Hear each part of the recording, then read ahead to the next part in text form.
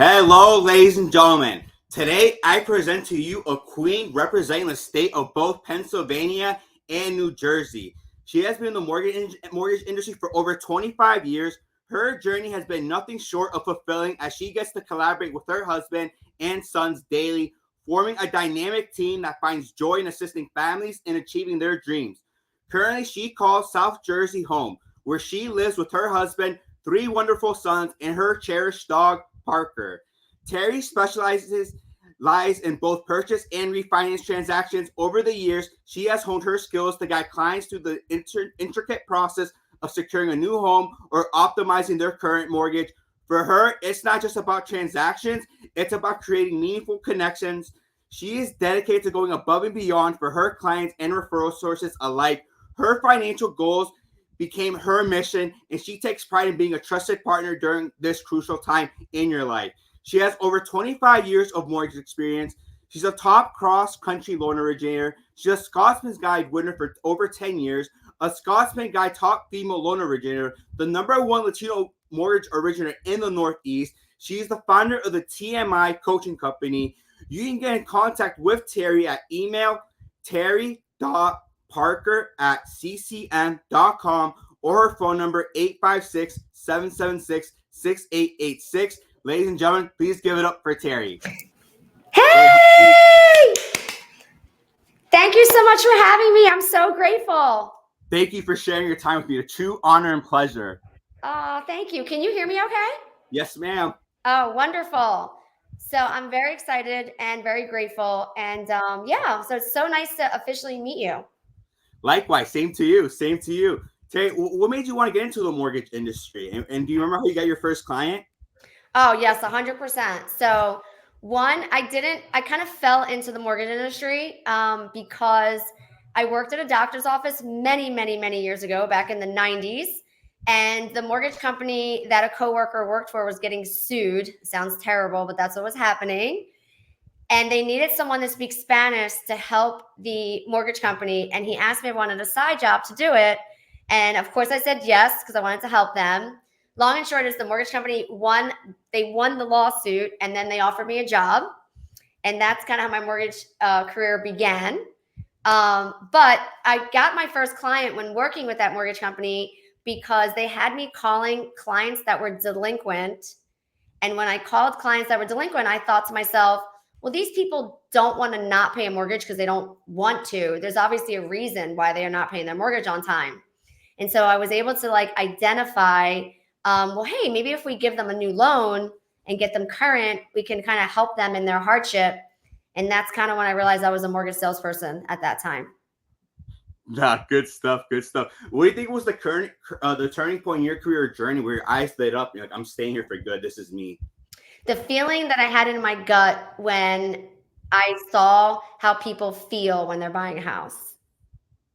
It was a feeling. It wasn't like a aha moment or anything. It was a feeling that I got when clients were so happy and they were so appreciative of the part that I played in that process for them. It was really cool. No, of course, of course. And what's the most misunderstood thing about you, your industry, or your work, would you say? Well, one, I'm a business owner and a woman, so let's be real, that's not always easy, and that's of course sometimes misunderstood, right?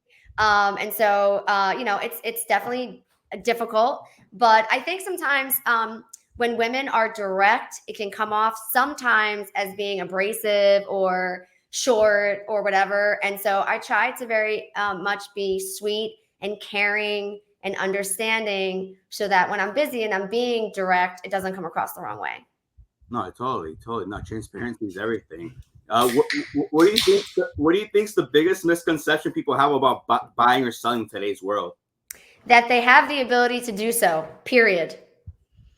And that, so many, especially my bilingual clients that are, immigrants or that have come here, they don't really realize that you can buy, a house with, no income documentation or credit issues or, just the ability to do so. Not to be a salesperson on here, but we can do loans with someone that has no credit score as a perfect example. And so many clients don't know that. And so I try to focus on educating clients to show them that, it is possible. Like, como se dice en español, que sí se puede. Yeah, no, you're totally right. When there's a will, there's a way, and you get creative. I tell people that there's three ways to get into a club. Either you get in line, or you pay VIP, or there's that third way. You get in through the back. You get in through the DJ. You just know the security guard. It seems like you know how to find that third way with your deals. Yeah. I'm like, I got to tell you, you're like speed racing here with the questions. I'm like, whoa, I got to think about it. You're funny. You're funny, I would say. If you could change one thing about the industry, what would it be and why? It would be that people are more about other people than themselves. And so I believe, and I say this to a lot of my new employees as well. I believe that if you, and again, you need to take care of yourself and you have to, be healthy and all that stuff. But I think a lot of times people do transactions for their own benefit. Maybe that loan's not the best for that client, but they're making, more commission or just commission in general. And then they're not really putting, the customer in the best position. For example, maybe a poor home inspection. And, the realtor or the loan officer is like, well, we really need this to close because I need this commission. And so, let's work through this home inspection. But that there's a big underlying issue there. And clearly it's not my job to negotiate home inspections, but I believe you should be doing what's best for someone else before yourself. I truly, truly believe that. No, yeah, you're totally right. That's being empathetic right there, I would say. It's something that's missed in our industry. And I'm not trying to like bash all the loan officers out there because my loan officers know that I love them. But I do think that is a problem, especially for people that are not top producers. Sometimes they can be driven by the money that they need instead of putting the customer in the best position for them. No, you're totally right. No, you bring up a good point, Terry. You bring up a good point. So the underlyings over a transaction can determine like it can fuel human behavior in ways that couldn't be ethical, I would say. Yeah, like even saying to somebody, like I think there was a lawsuit recently, not that I want to touch on it and get into it, but I think there was a lawsuit recently where a loan officer was indicted over, doing loans and telling the customer like, hey, say it's a primary residence, your rate's going to be better or your terms are going to be better. But in reality, that customer is not going to live there. And so like that's borderline a whole bunch of other issues. But the primary issue is that you're kind of steering that customer and putting them in a position that can, potentially create a liability for them.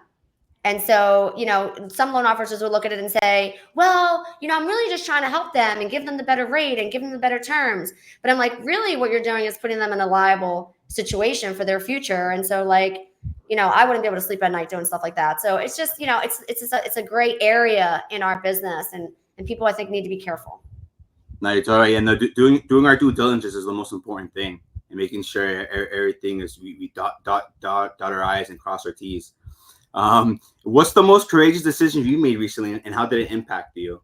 Oh my gosh, this one's easy. So I recently just purchased our first ever commercial building, which is where I am right now, and I'm so excited about it. It was terrifying, I have to be honest with you. And I usually try to be a very prepared person. I like to understand things and know what I'm getting myself into and things like that. I had no idea what commercial purchasing was like once I was in it. So that was a really interesting experience. But it was scary because of course they were, over budget. We didn't prepare in advance. Of course, I wanted everything, top notch and all the bells and whistles. I wanted a great working environment for my team. I wanted a beautiful place for my clients to come. But I think what happened towards the end is that I accepted that long-term, this is a great investment for my family and in my business because it's going to create a better experience for everyone.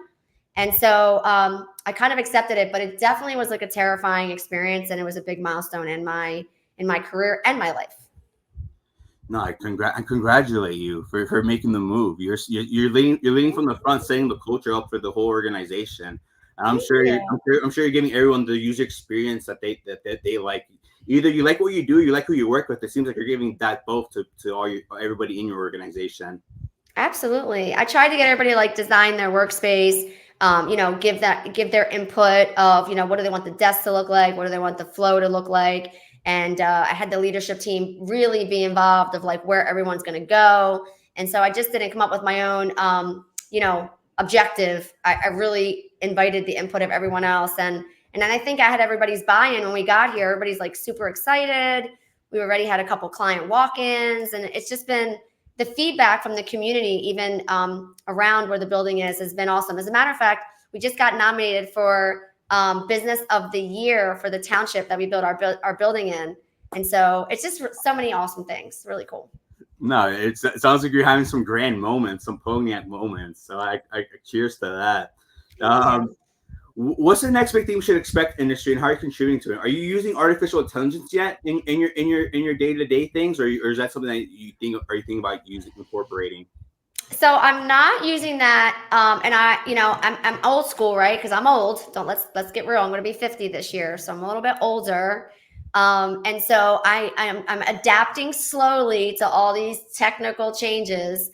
What I've done is I leverage my staff that is better at those things than I am. For example, I have two in-house marketing associates that handle like my social media, my chat GPT, and like all this kind of stuff and everything. And so I lean on them to use those resources. I don't really use them. I really want to remain being like my authentic self. And so I haven't really changed into creating like automated systems like that just yet, which I know that I need to make that adjustment. Change is difficult, but I'm kind of doing it slow. And I just want to make sure that as I make those automated changes, that I remain authentic, because people are coming here because of us. And I don't want to lose sight of that, No, 1,000%. Yeah, no, people buy. Yeah, people buy into your brand, your personal story. They gravitate towards that. So I totally get it. But hopefully things unfold the way they should for you, and you keep growing with that. Yeah. You don't have to answer this, Terry, but how do you handle criticism or negative feedback about your work if it's ever occurred? This is actually a very good question, and I'm going to tell you why. This is probably the best question that you're going to ask me, okay?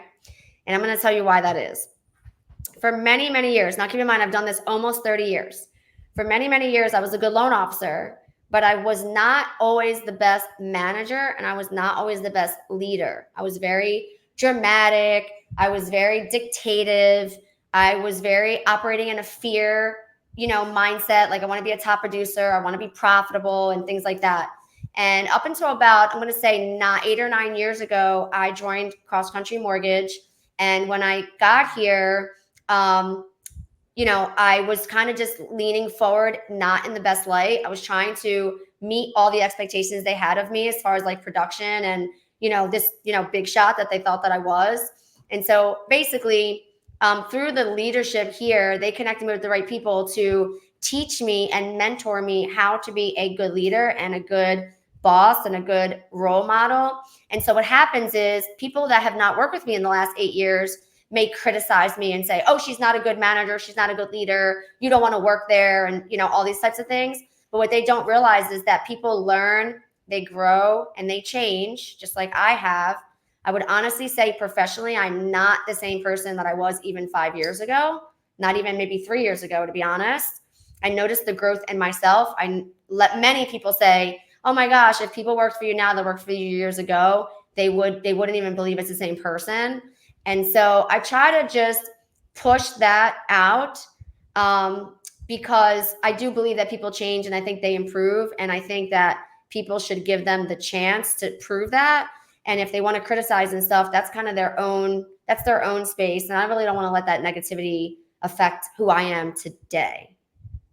No, totally. No, although you've done your 10,000 hours, you're still a student of the game. You're still a sponge absorbing knowledge, I would say. Do you invest in a coach, or what do you think has been that shift in the past 3 years? Well, I did have a coaching company. I was paying a little under $4,000 a month for. I was in a coaching program called the Core Training for 7 years. They helped me honestly triple my income, but also help with leadership and budget and profit and loss and, being a business person.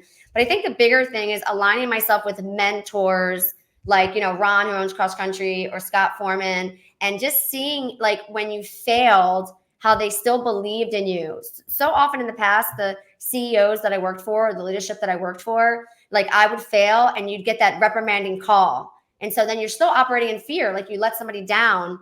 And the difference here with the mentors I have now is like when you fail, they're like, that's okay. That's supposed to happen, but it's fine. Like, I believe in you, and here's what you need to do different. Have you thought about doing it this way? Have you thought about doing it that way? And they've actually asked me questions so that I can walk through it myself. And when you slow down and you walk through it, you're like, yeah, maybe I shouldn't have done that. Or maybe I shouldn't have said that. Or maybe I shouldn't have thought of it that way. And then you have, that open dialogue. And I think that's a really changing moment if you coach someone. So I've learned from that. And then 2 years ago, October was 2 years, I started my own coaching company called TMI. Very pumped about that. I have 23 students right now from all different types of businesses. And so, to make a long story short, I'm really super pumped about it because thank you. I've been able to pass, pay that forward to other people and see the changes in them. And that's probably been the biggest thing that I appreciate right now in my career, to be honest with you, is that. No, I'm sure it is. Yeah, 'cause after a while, the monetary value, the elasticity probably goes like this, like less than zero or something. Right now, you're chasing fulfillment almost. So like, Yes. you're really, and you're hoping others reverse engineer the whole process. Here's your output. These are the inputs you need to get your output. So you're really like becoming a shepherd, just guiding the sheep, I would say. I'm going to tell you, it sounds so corny to say because, so many people will be like, not going to get on here and be like, yeah, I don't care about money, because that would just be like a lie, really, right? But I mean, honestly, right? But I will tell you that anybody that works for me, especially my loan officers, they know that my number one goal is that I legitimately want to change their life.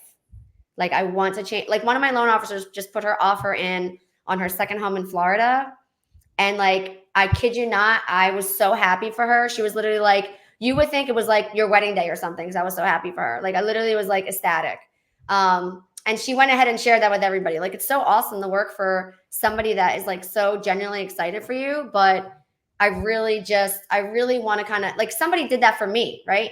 If it wasn't for somebody teaching me and giving me the opportunity, I would not be standing here today. And so it's nice to now, 27 years later, be able to do that for somebody else. It's like the coolest thing, actually, to be honest. Yeah, of course. It's like a full circle moment almost. I'm It's really sure. cool. Yeah, keep bringing out the champagne. Keep bringing out the confetti for everybody, for yourself and on your team.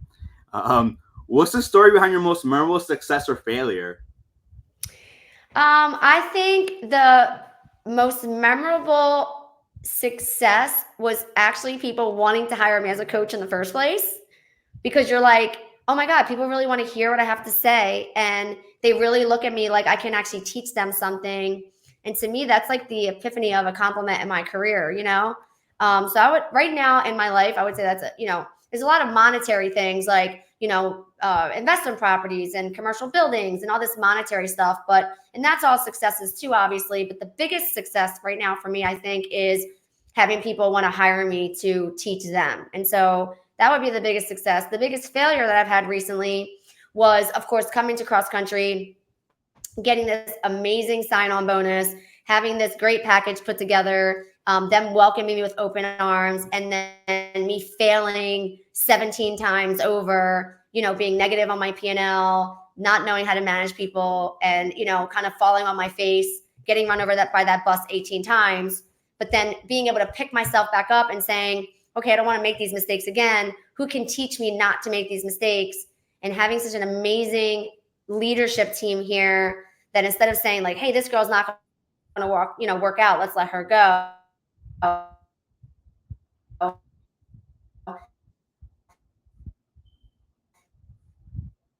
They, they helped me, let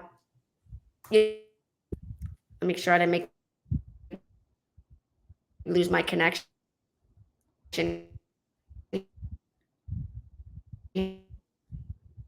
here with.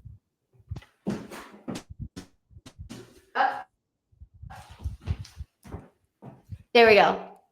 Okay. I think we're good. Perfect. Good? Yep. So you're saying, yeah, so you have persistence and perseverance from when I got out of that. Then just getting yourself from out of that hole and just having blind faith There we go. almost. Okay. Life through the tunnel. So yeah, so I think that would be my biggest failure that I've learned from. And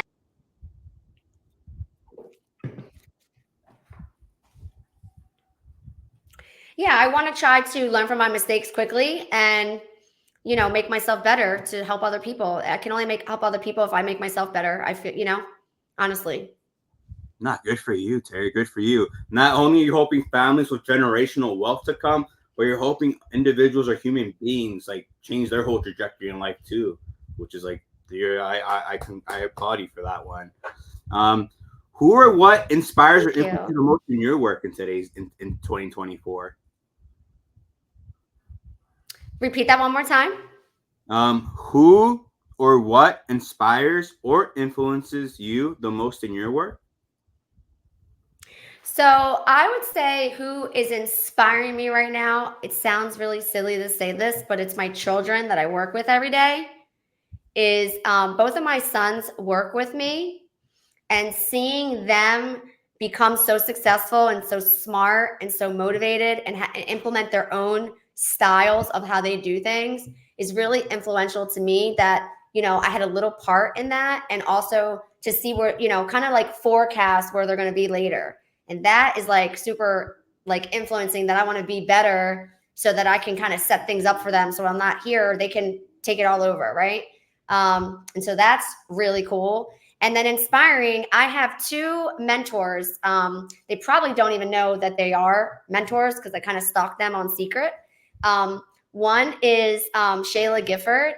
I met her in the core training program many years ago. She's not in the program anymore either, but she's very successful businesswoman, and she's very like authentic and very natural. I would say her and I have a lot of similarities, and so I always like watch her and communicate with her, and she's just phenomenal. And also Scott Foreman, who is one of the leaderships here across country. He's a very, very, very successful businessman, but he also is like so down to earth that if I called his cell phone right now, as busy as he is, he would pick up the phone and he would help me with whatever I needed. He's just been a great mentor, and just very like, again, like, you would think that he makes $5 an hour and that, he only works 40 hours a week and he's available for you all the time. But in reality, that's really not the case. And so I just appreciate the leadership example that he sets, and makes me want to follow kind of how he is, to be honest with you. No, those are good. I think that's a response. That's a great answer. I would say it's a great answer. Switching gears just a little bit. If you could have dinner with any historical figure, who would it be and why? So I like having dinner with Ron. I know I'm like on a cross country kick, but I've had dinner with him a couple times. But this is a guy, first of all, he scares the living shit out of me, first of all, okay? And he's like the most down to earth person, but he really like is intimidating. He's very short. He's very direct. He's very like, he'll walk in with like jeans and a t-shirt on, and he's like super built, and you're like, oh my God, this guy's like super scary. But he's like the most loving person, but he's also, honestly, I feel like he's like a genius. He knows how to manage people. He knows how to build wealth. He knows how to get people to rise. He knows how to motivate people through failure. He knows how to support people. I mean, he's probably one of the people that like one of the persons I've met in my entire life that has motivated me probably more than anyone else. That has kind of showed me that I can basically do anything, literally. So it's pretty like having dinner with him and just hearing him say like, I do my own wash, I don't have a cleaning lady, this is a person that is like, makes millions and millions of dollars a year. And to see how down to earth he is, it kind of just shows me so many things. Like, don't forget where you came from, don't take anything for granted, continue to work hard, continue to learn. And like, you can have dinner with him for 30 minutes and walk out with all those exampals, It's all right. Yeah, no, you're learning absolute facts and gems from somebody like that. I would say, that definitely worth the money. What Terry, what we do today usually plays out 3 months from now. So we're in the beginning of October. If someone were to come, hypothetically, if someone were to come to you today wanting to join your team, what would be your advice for them to maybe close out a transaction before the year ends? And what's your advice for them to really have like a strong 2025 and really like take off? So first part is for them to have a strong 2025. Everyone that you ask, a professional is probably going to say, have a business plan, have a plan, write it down. Like those are all things that we know. All those things we know, right? Mhm. But the biggest thing I would say is that you got to start doing the work now to have a successful 2025. So the business plan and the roadmap and all that's great and all that is necessary. But it's really putting in the effort now, building the basics now, having the perfect work week in the organization now is what is going to create a good 2025, building relationships, networking events, all that kind of good stuff. And I forget the first part of your first question. What was the first part again? What would be your advice for them to maybe close a transaction before the year ends? So one is I would make sure that no one files their taxes until they tell their accountant that they purchased the house before the end of the year. Because so often clients, especially in the ethnicity that I do loans, sometimes they're new to the United States and they're just not super familiar with how things work. And so I would say one is make sure that you can afford what you're buying. Think about the now and a year from now and 5 years from now. Think about what your needs are. Don't settle, right? Sometimes people are like, I want a garage, I want central air conditioning, I want a payment of $2,000, and then they walk into a house with a remodeled kitchen. The payment's $2,500. It doesn't have the central air, it doesn't have the garage, but they love the kitchen and they're like, I'm going to get it, and the payment's $2,500. And now 6 months later, they're coming back to me saying either A, they can't afford the payment, or B, they don't love the house because it didn't have the this and that and whatever. So my thing is, as a client, I would say, write down the things that you absolutely want to have and write down a plan of like where you want your budget and your financial plan to be. And when we do intake with clients, those are the things that we ask them to make sure that we're setting them up for, for as close to what they want as possible. But I also think, understanding what the process is, not just when you're buying a house and the mortgage process, but even after that. Every year, look at your homeowner's insurance, talk to your insurance agent and see, if their auto can be bundled to get that down. Don't just, buy a house, set your mortgage and set it and forget it. You should be, managing that property like the investment that it is. And so there's a lot of things that go into that, which is why we stay in constant contact with our clients and why we tell them like, hey, we're going to call you when it's time to make your first payment. We're going to call you to remind you to have the proper documents to file your taxes. We're going to ask if you have a financial planner or refer you to one. Like we want to be that person's mortgage source, or I want to be that person's mortgage source forever. I want them to see value in choosing us. No, you're totally right. No, you're giving the whole shebang. 5 customer user experience, I would say, beginning to end, A through Z. What's the biggest lesson you've learned in your career so far? One is to have mentors. 1, 2 is to communicate. Even this week at my office, we had an issue, right? Like every businesses have issues. And I think most issues stem from communication, like clear communication. And having clear communication is not always easy to have because especially as women, we get like feelings and we get emotional, we get our feelings hurt. Like sometimes people think that as leaders, we're like robots and stuff, but we're not. We're just people like everybody else, especially women leaders. And so I think sometimes when you run into any type of hardships or issues or anything like that, I think communicating quickly fixes those issues. And so no matter how long you've been in business, whether it's 5 years, 10 years, 30 years, whatever, I think it all goes back to the basics, which stems from good, clear communication. And so it's just a constant reminder and a lesson. And so that would be what my advice would be to people is communicate quickly, even when things are going well and when things are not going well. Just constantly have clear communication, even if it's uncomfortable to have.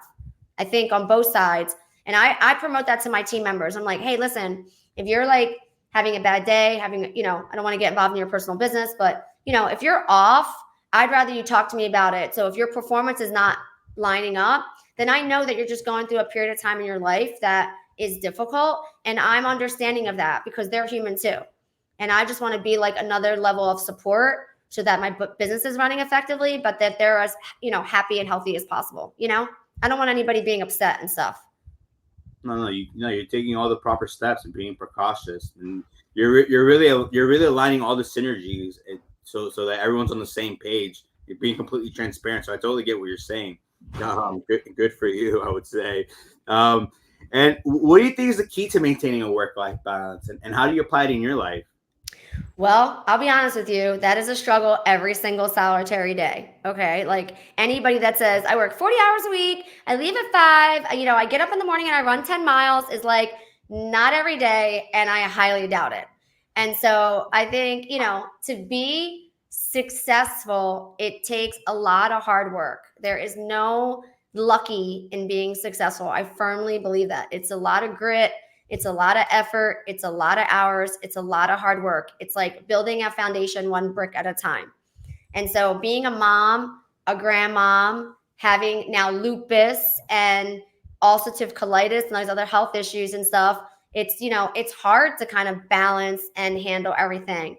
But what I will say is when I notice that something is off, let's say my schedule's off from my perfect work week, or I'm staying a little later, like I'm getting, might stay at the office till 8 o'clock at night, then I try to correct that as quickly as possible.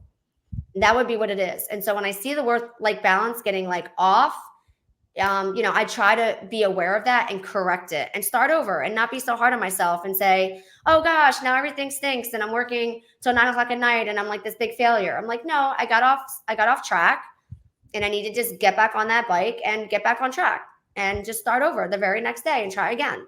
And that's, I think, where I am right now. And my balance is trying to figure it all out. Like obviously mortgages is my number one business. That's my focus. That's 90% of my day. But I do own a coaching company now, and I do have many investment properties, and I am starting a new title company. And so I have, we do commercial lending. And so there's a lot of stuff going on. So, being able to do all that with a perfectly, great life work balance is difficult. But on days like today where I'm like, I want to see my grandkids, guess what? I'm leaving at 5:30. I'm going to go see my grandkids, and everything else will be there tomorrow. And like, that's fine. And so it's just, I think, more prioritization than life work balance. Yeah, you're totally right. Yeah, dude, your prioritization is totally key. And you're a true champion, Terri. You're a true champion. You continue to show up to battle even when facing adversity in your personal life, I would say. Yeah, and I hope you can cherish your time today with the grandchildren. Maybe take a picture, some videos. Those are definitely priceless. Thank you.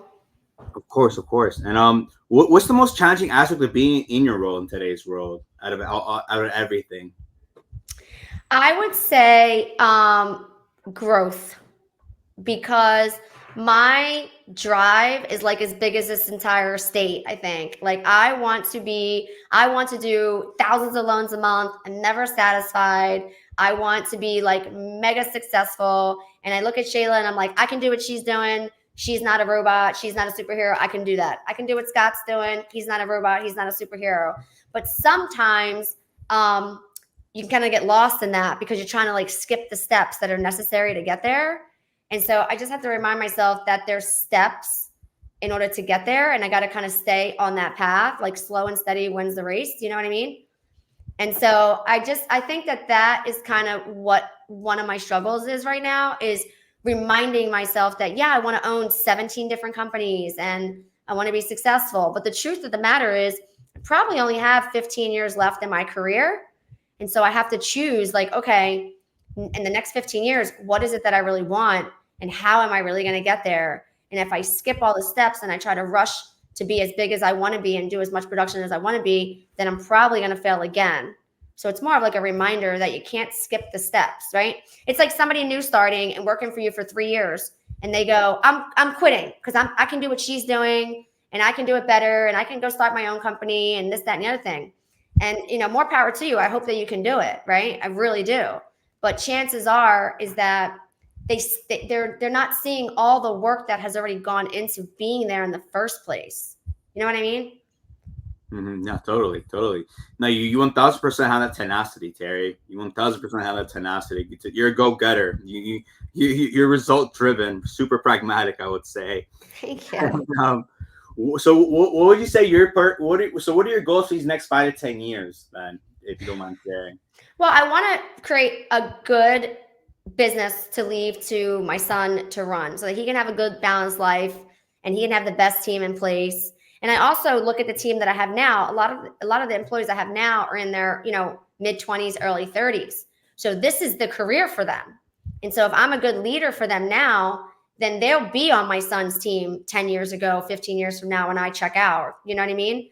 And so where I really see myself 15 years from now is sitting in my beach house in Myrtle Beach, coaching 2 or 3 times a week, right? Helping other people with all of my experience and just referring loans into my son, who I left a good business to, and then being able to enjoy seeing my staff like have babies and get married and buy houses and getting to see them do all those things. And so I'm hoping that in 15 years, that's what it's going to look like. Yeah, I hope you manifest, and I hope you get to enjoy everyone starting new chapters in their lives. Me too. Yeah. Oh, what do you think's the take? What's your take on the future of the industry? What just occurred in August? Do you think that's going to be affecting a lot of a large pool of your buyers, or do you think this is going to be something that's going to just continue go smooth sailing? What just occurred in August of buyers having to sign agreements with their buyer agents right off the gate, off breaks? Personally, I think that it's going to be totally fine because the agents that run their business professionally are going to have no issues communicating. And let's be real, everybody should have been doing this already anyway. Like, we've had to make huge adjustments with Dodd-Frank and, all the adjustments we've had to make, during COVID, we were doing no points. Then everybody had to pay points. And like, we just quickly adjusted. And I think realtors are going to do the same thing. I think they're going to quickly adjust. I think it's going to be fine. And I think everybody's going to get really creative on ways to help buyers and say, hey, the seller's not willing to pay that commission. You got to pay the buyer's agent. But hey, maybe you're working with a lender that's willing to give you a grant or a lender credit. And now you can apply that money to the buyer's agent commission. And so I think if you have the right partners and you work with the right people that communicate well, I think it's going to be just fine. And I think that sometimes in the mortgage industry and the real estate industry, we can sometimes be very dramatic and focus on all the problems and things like that. And I think if everybody stays on the focus of like, help other people achieve the goal they have set out to achieve and communicate, and everything's going to be just fine. No, well said. Well said. Yeah, everything should work out the way how it should be. And Terry, what's one of your favorite books, podcasts, or articles that had a significant impact on your life or work? Would you say? Well, recently we had a speaker at a cross-country event. The gentleman's name was Terry Watson. And I have to say, it takes a lot to impress me. Like, I'm like, oh gosh, another speaker, right? But if you're not like, Rick Ruby or, Tony Robbins, then, I'm kind of like, oh God, what text do I got to return next or whatever. But, being honest, right? Because, when you're doing this for a long time, you hear a lot of the same things like, perfect work week and, time management and work balance. And, it's all like, okay, but tell me what your failures were and how you fixed it. Not really what the end game is, And so tell me, give me the actual examples. Like, I did this, I fell on my face. This is how I fixed it. This is what I did. And so that is really what I want to hear from somebody. But long and short is we had a speaker. His name was Terry Watson. He was awesome.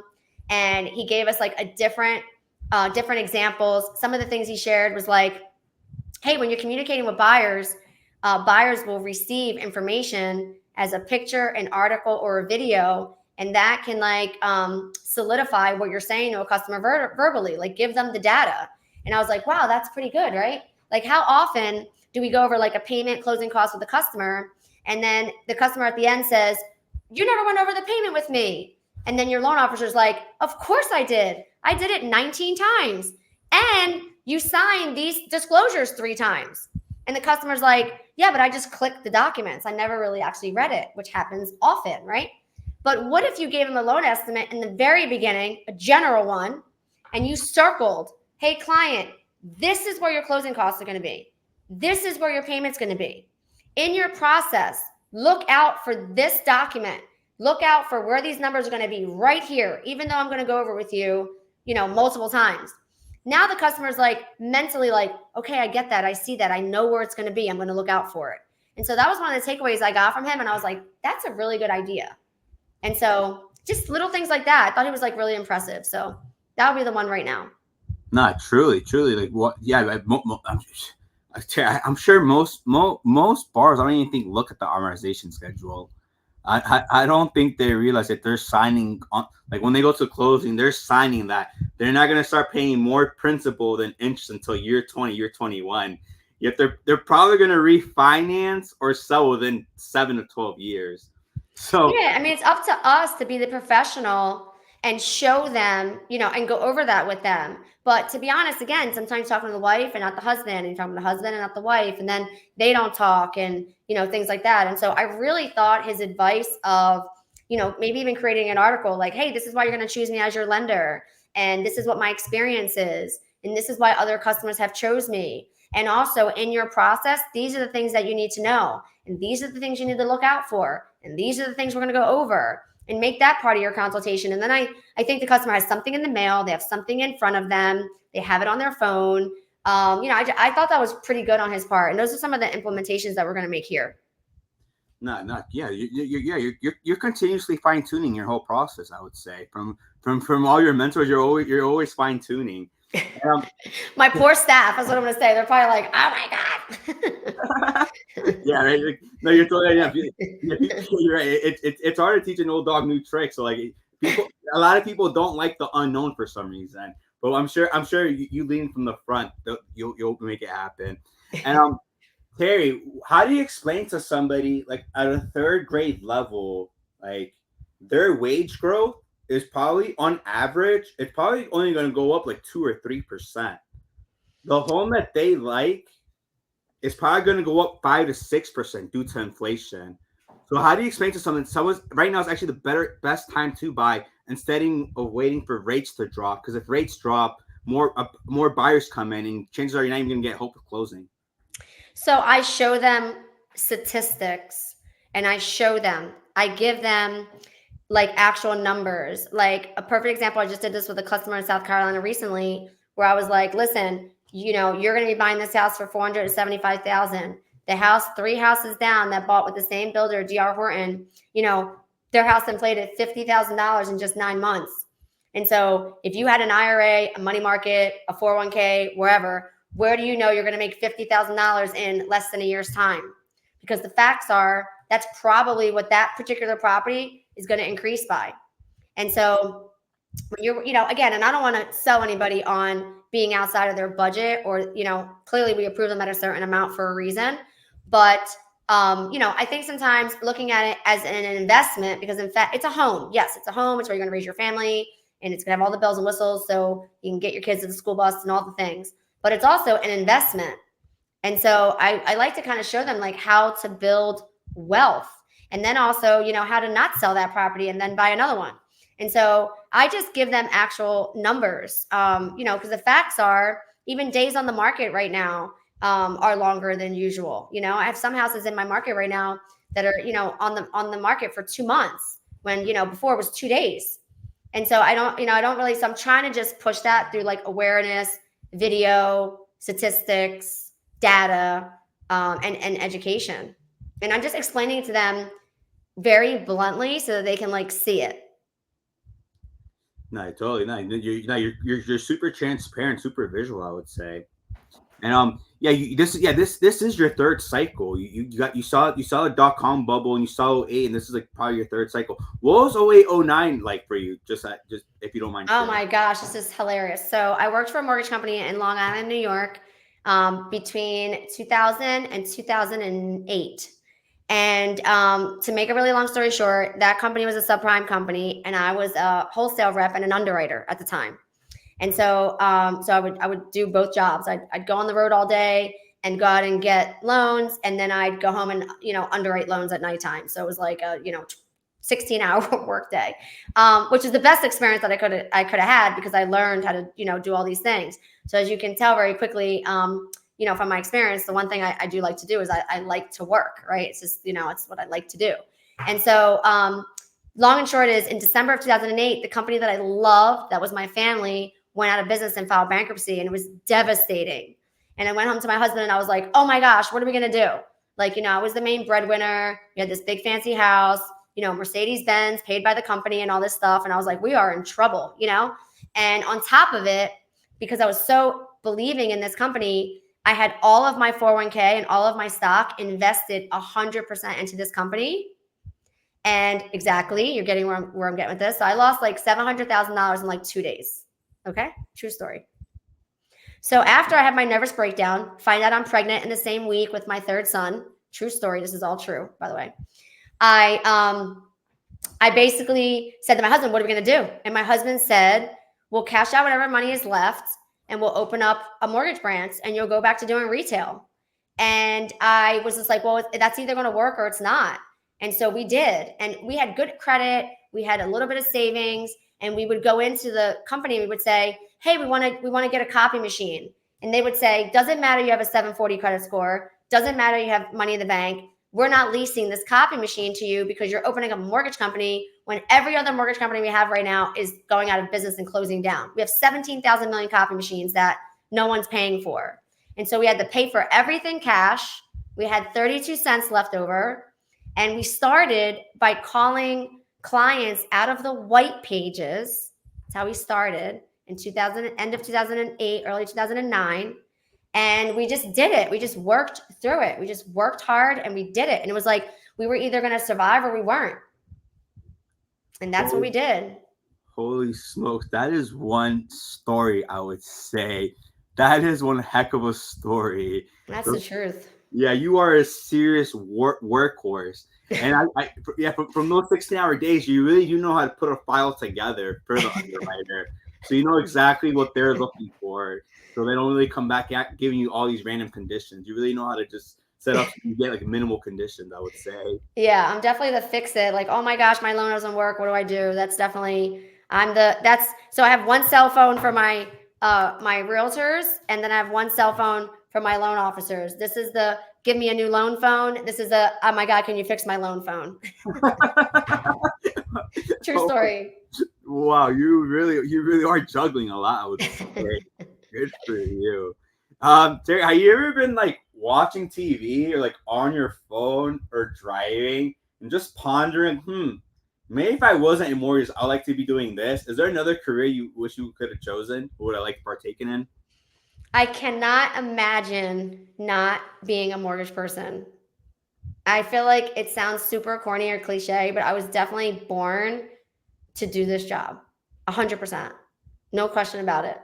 And if anything, when I'm driving down the street or watching TV and I actually think about it sometimes, I'm like, I honestly can't believe it. I literally can't believe it. I just really just cannot even believe like how this career has taken my life. Now, keep in mind, not only myself and my family, my husband works with me, my two sons work with me, my third son's getting ready to start his high school internship here next year as a senior. And it's like, it changed the life of like my whole family. And so it's like, how could I even imagine doing anything else if like, it created like the legacy for like my family. And I did that through helping other families. It sounds so corny to say that, but it's literally like the truth. Nah, truly, yeah, the truth is not continue to be everyone's sunshine or light in their lives, Terri. Pretty cool. What's one piece of advice you wish you had received early in your career that you think could have changed your whole trajectory, been a catalyst to your growth? Calm down and don't be so afraid. Like, believe in yourself more. Know your self-worth. My son says this to me all the time. My son says, know your worth. Like, know that you work hard and you know your stuff. Be confident in yourself. Don't be so afraid, because when you're afraid, you act, to be honest, and I hate to say it this way on, something like this, but you can sometimes act like an ass when you're afraid. You don't even realize you're doing it. You honestly don't. Like, you're just like sometimes maybe like abrasive, or you're overworking, or your balance gets off and all of that. And really what you're saying is like, I'm afraid. Maybe I spent too much money. Maybe I overextended myself. Maybe I overhired. Maybe my salaries are too high, whatever the case may be. But you go through these little things and then you overextend yourself. But if you believe in yourself and you have confidence and you're not afraid and you know your worth and you know your shit, then you know you'll be fine. You'll be like, I'm gonna be fine. Why am I even worried about this stuff? It's gonna be fine. I'm gonna fix this in like 30 days. It's gonna fix itself and it's gonna be awesome. And then just don't lose sight of helping other people before yourself. Like, it's like, I know, like on the airplane, you put the oxygen mask on yourself and you help somebody else, right? And so I get that. But in this business, I believe that you succeed through helping other people. So if you focus on helping other people, believing in yourself, and knowing your worth, then you'll be fine. No, well said. Well said. Terri, I feel like we have connected through this podcast episode. I only got 2 more questions for you. You know me, when I'm really old, there's a chance I might rewatch this when I'm really old. When I was 80. So like, I'm gonna look at him cry probably, but yeah. What's a life message you want to leave with me when I'm rewatching this? my life message. First of all, I'll be thinking, boy, I was a lot younger then. That's for sure. But no, it's just, again, it's like I have to remind myself these things just like anybody else. It's like I'm human like everybody else. And so I think just what a true blessing that I have the ability, like that God has given me the chance to have the ability to help other people. Like doctors obviously have that ability, and nurses have that ability, and attorneys have that ability. And it's like somebody murdered somebody and the detective gets the case, and then they go to solve the case, and they can't bring the person back, but they get to tell the person like, yeah, I got that person for you, and now they're gone, and like they can't hurt anybody else. And that family feels so great. And like some of these jobs are so impactful in like the world. And I feel like being a loan officer is one of those impactful jobs. And I don't think they get enough credit for that, honestly, to be honest, No, being a loan officer is truly rewarding, I would say.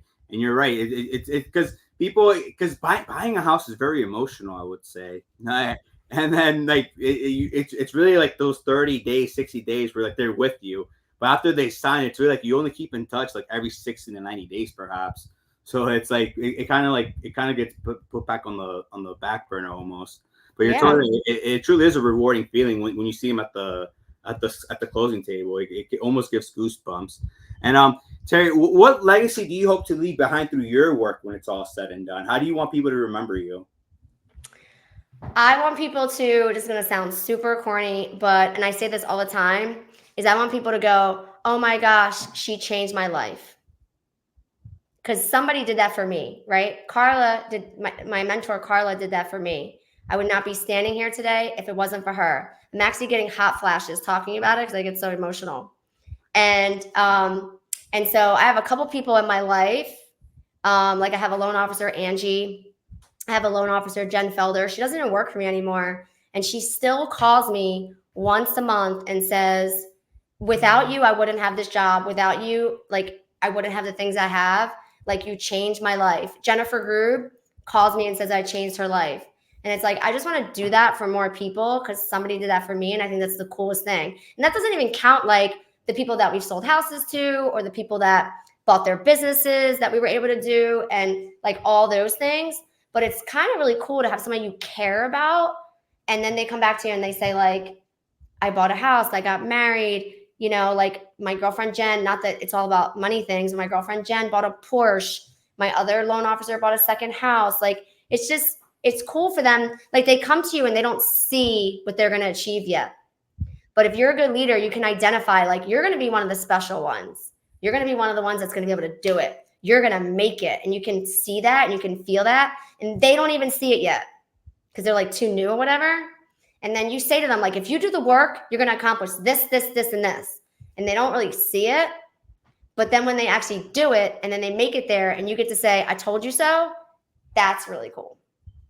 No, yeah, it's truly rewarding, I would say. That's also very, it's very, that's Terri, I hope you leave your mark in this world, in this planet. Maybe even write a little, maybe you write even a little book too, like 20, 50 pager, just on your life work. Because I think you have a very interesting story. And how do you get people getting in contact with you? So I love clients, loan officers, whomever, to call my cell phone, or if you're a business owner and you're looking, for a coach, or you need some guidance, my cell phone number is 856-776-6886. Call me anytime. I'd love to connect with anybody to help. You heard it here, ladies and gentlemen. We have a queen representing the state of Pennsylvania and also New Jersey. Terri, it was a true honor and pleasure to speak with you today. Do you have any questions, comments, or thoughts before I let you go? No, it was just so nice meeting you. And I love that you came so prepared. And I was like, woo, yeah, a whirlwind of coming at me with questions. You made me really think about stuff. So it's kind of cool. When I'm driving home, I'm definitely going to reflect on this podcast and be like, wow, lots to think about after this. So thank you for reminding me of where it all started. Yeah, no, you've had a very interesting journey. This is like your third cycle, like, and you get to see probably one or two more before you hang up the cleats. So yeah, you really are taking market share, I would say. Thank you. I appreciate it very much. Yeah, of course, dear, of course. Can you stay on the call for one or two more minutes, please? Sure. Yes, absolutely. Thank you so much.